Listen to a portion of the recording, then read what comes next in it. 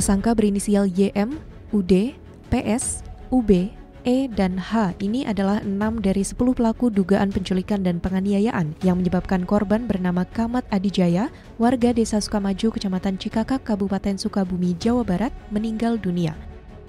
Para tersangka ini berasal dari 2 desa di Kecamatan Cikakak. Kasus penculikan dan penganiayaan yang dilakukan para tersangka berawal dari salah satu tersangka yang kehilangan sepeda motornya dan mencurigai korban sebagai pelaku pencurian tersebut. Kemudian para tersangka berembuk untuk mencari Kamat yang saat itu sedang mengunjungi rumah ibu mertuanya.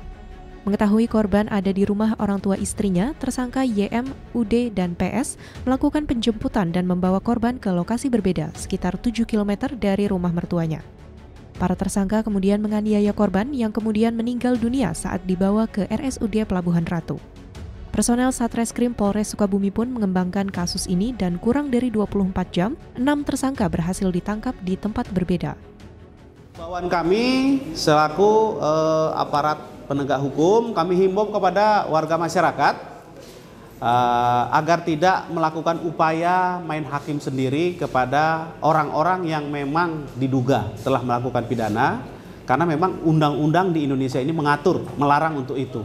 Oleh karena itu kami meminta apabila warga masyarakat mengetahui, mendengar, atau mendapatkan ada pelaku pidana, segera informasikan ke aparat setempat. Apakah itu Babin Katipmas, Polsek maupun Polres, sehingga ditindaklanjuti secara prosedur hukum oleh aparat kepolisian.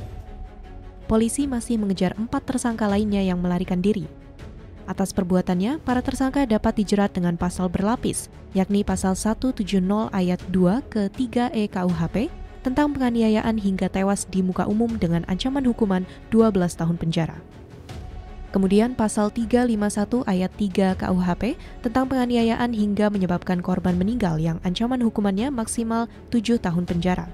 Para tersangka pun dijerat pasal 382 KUHP tentang penculikan dengan ancaman kurungan penjara paling lama 12 tahun. Tim Humas Polres Sukabumi, Polda Jawa Barat melaporkan untuk Polri TV.